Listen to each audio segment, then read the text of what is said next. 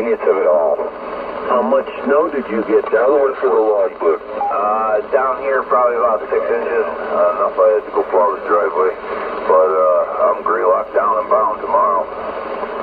So you had found it? Yeah.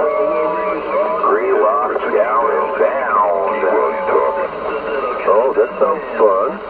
Yeah, they said as long as the groomer doesn't get stuck on Notch Road, me and two of my buddies are on our way out of here.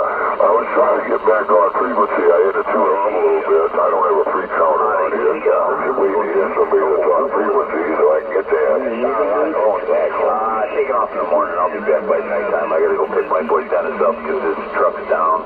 I was getting letters last week, 28 of me, who have a deep boy yet. It was bombing. But anyway, yeah, I hear you for loud crowd up here in the state of Maine. Sound in Q5, QSL. I think I will. I haven't been up on Greylock in 7 years, man. It's been a long time. So for them to have this snow, I'm pretty happy.